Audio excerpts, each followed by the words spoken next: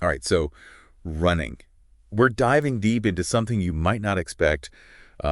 Runners using pills and like over-the-counter meds to deal with aches and pains. Sounds harmless enough, right? Yeah. But we're going to unpack why this is actually more complicated than it seems and potentially even risky. Yeah, you'd think runners, of all people, would be like super in tune with their bodies. Right. But there's this kind of hidden trend of relying on pills to power through discomfort, and it's worth examining why. Our main source today is Renné Hernández, a running coach who's seen this firsthand, even admitting he used to do it himself. Oh, wow. He's noticed this isn't just about extreme cases, though. Right. Even just popping a pill here and there for like minor soreness can be a slippery slope. And that's because pain, as annoying as it is actually vital information from your body. It is. It's like a built-in alarm system. It's telling you something needs attention. Right. And inflammation, which often comes along with pain, Yeah. is part of the healing process too. So it's like ignoring the check engine light in your car. Yes. You might be able to keep driving for a while, but You're going to have a bigger problem. yeah, eventually you're going to have a bigger problem on your hands. Exactly. And Hernandez uses this great word, Okay. flojo, meaning lazy in Spanish, Oh, interesting. to describe what happens when we constantly mask pain with pills. Okay. We basically dull our body's natural responses, Right. making it harder to recognize those like crucial signals. He makes the point that instead of addressing the root cause of the pain, maybe it's bad form or pushing too hard or a real injury, Right. we just pop a pill and keep going. Keep going. He's seen runners make small muscle tears worse or turn a little niggle, that's runner slang for a minor ache, Okay. into a serious problem, all because they ignored what their body was telling them. Yeah, and then there's the whole issue of side effects, even from over-the-counter painkillers. Oh, right. We're talking stomach issues, nausea, dizziness, and in some cases, even fainting. Wow, fainting. I have to admit, I usually don't think twice about popping an ibuprofen, Right. but that's kind of alarming. It's easy to overlook, but even common painkillers can mess with your performance. Hernandez specifically mentions ibuprofen impacting your body's ability to generate heat in cold weather. Oh, wow. Imagine training for a winter marathon, taking ibuprofen for your aches, and then suddenly your body can't regulate its temperature properly. Right. That's a recipe for disaster. Okay, so we've talked about masking pain signals and potential side effects. Right. But there's a bigger issue here, Yeah. right? Let's talk about addiction. Yeah, Hernandez doesn't just mean needing more and more pills to get the same effect, although that's part of it. Okay. He also talks about becoming increasingly intolerant of any discomfort. He says it's like we forget what it feels like to just be a little sore or stiff. Right. And that's a problem because discomfort is part of life, especially if you're pushing yourself physically. Yeah, it's like we're losing our ability to deal with the normal ups and downs of life, both physically and emotionally. Yeah. Okay. Interesting. Yeah. It makes you wonder if this whole like push through the pain mentality is actually doing us more harm than good. Yeah. Like maybe we're so focused on achieving our goals that we just forget to listen to what our bodies are trying to tell us. Hernandez definitely touches on that. Yeah. He sees this trend of pool popping as part of a bigger cultural issue. We're so used to instant gratification and quick fixes. Right. It's almost like we've forgotten how to deal with discomfort. Yeah. Think about it. Yeah. Next day delivery, streaming services, pain relief at the tap of a screen. Right. We're surrounded by things that make life easier and more comfortable. Which is great in some ways. Yeah. But maybe it makes us less resilient, less able to deal with the inevitable challenges that life throws our way. Yeah. Especially for runners, where pushing your limits is part of the game. Absolutely. Right. Running inherently involves some level of discomfort, whether it's the burn in your muscles, the ache in your joints, or even just the mental fatigue of pushing yourself. Right. But that doesn't mean all discomfort is bad. Okay. There's a big difference between the healthy discomfort of a tough workout and the pain that's screaming, hey, something's wrong. Okay, so Hernandez talks about learning to distinguish between good pain and bad pain. Yeah. So how do we actually get better at figuring out what our bodies are trying to tell us? That's where mindfulness comes in. Okay. Taking the time to really tune in to how you're feeling, both physically and mentally, without judgment. It's not about ignoring the discomfort, Yeah. but rather observing it, understanding it, and Right. then deciding how to respond. So instead of just popping a pill and zoning out, we need to actually pay attention to what our bodies are feeling. Yeah. Are we talking like meditation, yoga? It doesn't have to be anything that formal. It could be as simple as taking a few deep breaths before, during, and after your runs, really focusing on how your body feels. Okay. Notice any tightness, any twinges, any areas that feel particularly sore. Okay. And then after your run, take some time to reflect. Ask yourself, what kind of pain am I feeling?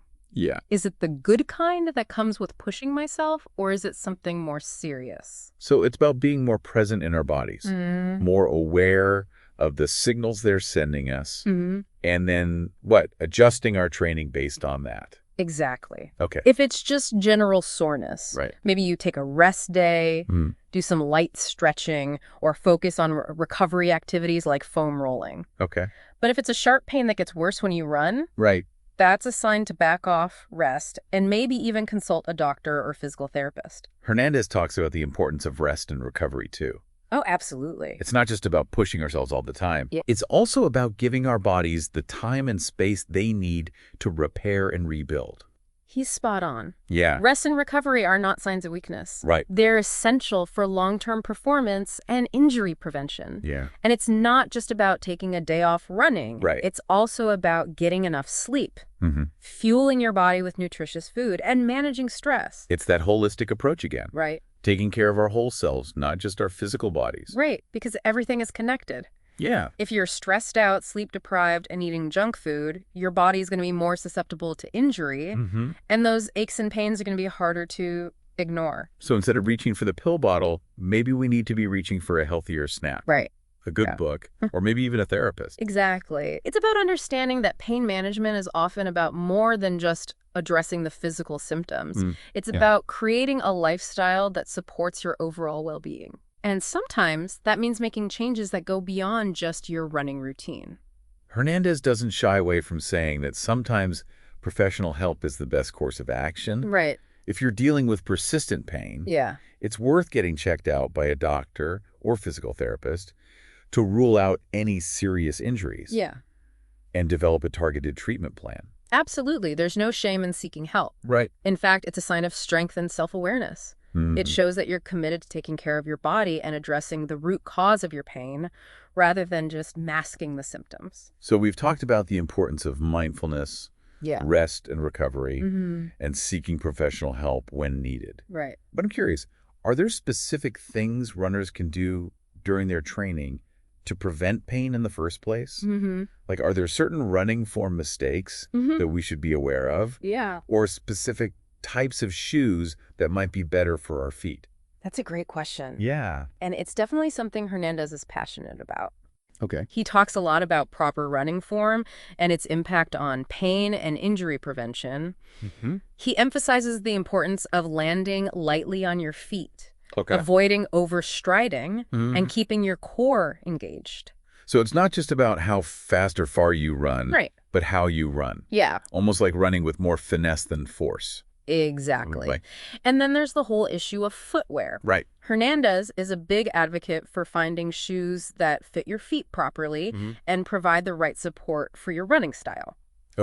He cautions against just going for the latest trends or the most expensive brands. It's about finding what works best for your individual needs. So it's like everything else we've been talking about. It's not a one-size-fits-all approach.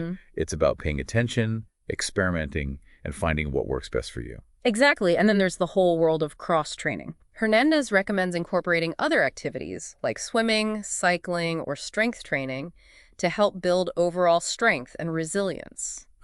Which can translate to fewer injuries and less pain when you run. So it's not all about pounding the pavement. It's about finding activities that complement your running and help you stay healthy and strong. And let's not forget the mental game. Hernández talks about how negative self-talk and fear of pain can actually make pain worse. Interesting. He encourages runners to develop a positive mindset, focus on the joy of running, and celebrate their accomplishments no matter how big or small. So it's like instead of dreading the discomfort, we can reframe it as a sign that we're pushing ourselves, getting stronger, achieving our goals. Exactly. And that positive mindset can make a huge difference in how we experience and manage pain. This is all starting to paint a very different picture of what it means to be a runner. Yeah. It's not just about pushing through the pain. It's about understanding it, respecting it, Yeah. and working with it.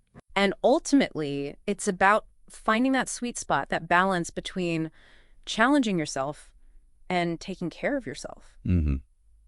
It's a journey, not a destination, and it's different for everyone. So I'm starting to see a pattern here. Yeah. It's not about quick fixes or ignoring the problem. Right. It's about taking a mindful, holistic approach to running Yeah. and to life in general. Absolutely. It's about recognizing that we're not machines. Right. Complex, dynamic beings with bodies that deserve to be listened to and respected. Okay, so we've covered a lot of ground here. Yeah. We've talked about the downsides of relying on painkillers, the importance of mindfulness, rest, and recovery, Right. and the role that proper form, footwear, and cross-training can play in preventing pain. Right. But there's one more piece of the puzzle that I think is worth exploring.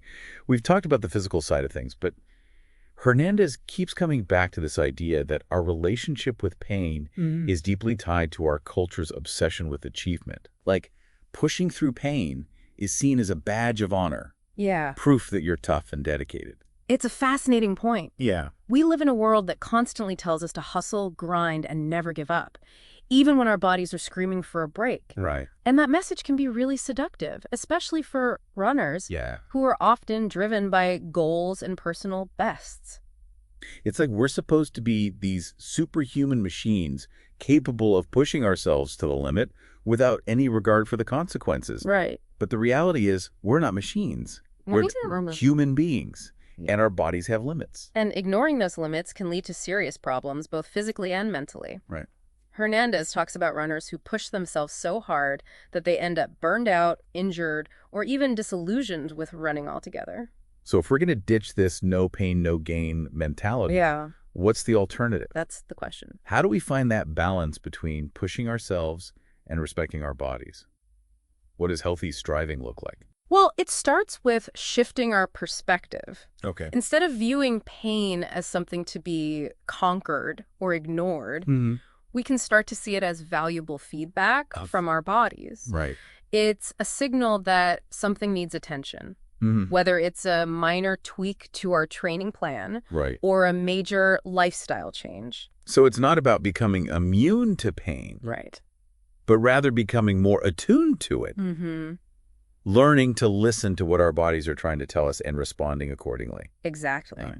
And that requires a willingness to slow down, pay attention, and make adjustments as needed. Right. It might mean taking a rest day when you'd rather push through, or dialing back your mileage when you're feeling a niggle. It might even mean seeking professional help, Absolutely. whether it's from a doctor, Yeah. a physical therapist, or even a therapist to help address the mental and emotional aspects of pain management. There's no shame in seeking support. In fact, it's a sign of strength and self-awareness. It shows that you're committed to taking care of yourself and achieving your goals in a healthy and sustainable way. So it sounds like this is about so much more than just running.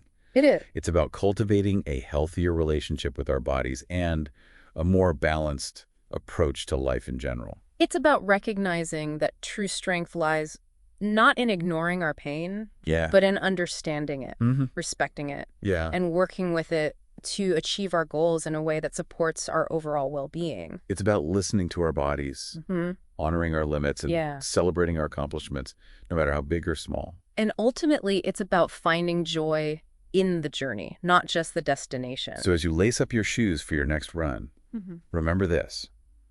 You're not a machine. You're a human being with a body that deserves to be listened to and respected. Push yourself, yes, but do it with awareness, with Yeah. intention, and with a deep appreciation for the incredible machine that is your body. That's all for our deep dive today. Thanks for having me. We hope you've gained some valuable insights into the world of running and pain management. Yeah. And remember, taking care of yourself is not a sign of weakness. No. It's the foundation for a long, happy, and fulfilling running journey.